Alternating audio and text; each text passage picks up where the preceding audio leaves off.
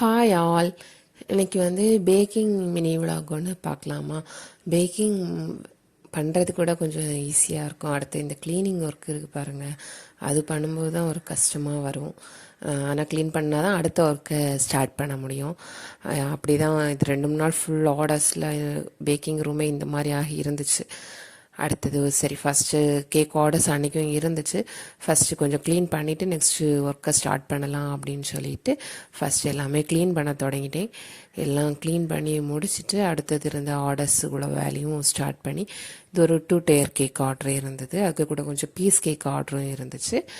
அந்த வேலையும் ஸ்டார்ட் பண்ணிட்டேன். கஸ்டமர் வந்து இதுக்கு வந்து அவங்களே டிசைன் எல்லாமே கொடுத்துருந்தாங்க. கார் தீம் வச்சு அந்த மாதிரி கேட்டிருந்தாங்க.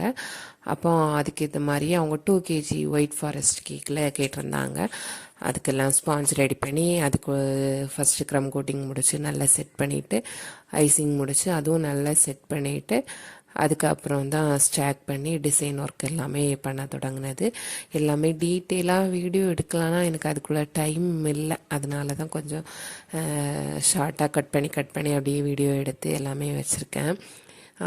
அடுத்தது டிசைன் ஒர்க்கு எல்லாமே ஸ்டார்ட் பண்ணி சிலது பிரிண்ட் எடுத்து வைக்கிற மாதிரி இருந்தது. ஃபாண்டன் ஒர்க் கொஞ்சம் இருந்தது, அதெல்லாமே ரெடி பண்ணி வச்சுருந்தேன். ஃபாண்டன் எல்லாமே அது எல்லாமே செட் பண்ண தொடங்கிட்டேன். எல்லாமே முடிச்சுட்டு பார்க்கும்போது கேக் வந்து ரொம்ப சூப்பராக இருந்துச்சு. நீங்களும் கன்னியாகுமரி டிஸ்ட்ரிக்ட்குள்ளே இருக்கீங்க அப்படின்னா உங்களுக்கும் கேக் ஆர்டர் பண்ணணும்னா ஸ்க்ரீனில் நம்பர் கொடுக்குறேன். அந்த நம்பருக்கு நீங்கள் வாட்ஸ்அப் பண்ணிங்கன்னா போதும்.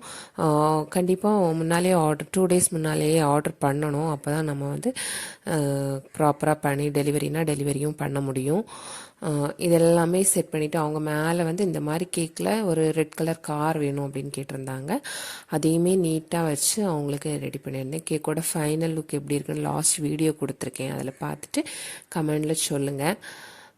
அப்புறம் வந்து பீஸ் கேக்கும் கேட்டிருந்தாங்க. ஒரு 65 பீஸ் வேணும் அப்படின்னு சொல்லி கேட்டிருந்தாங்க.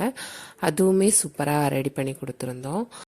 இந்த மாதிரி கேக் டிசைன் அப்புறம் கேக் பற்றின டீட்டெயில்ஸ் எல்லாம் தெரியணும்னா நம்ம சேனலை சப்ஸ்கிரைப் பண்ணி வச்சுக்கோங்க, லைக் பண்ணுங்கள், ஷேர் பண்ணி வைங்க, சப்ஸ்கிரைப் பண்ணி வச்சுக்கோங்க.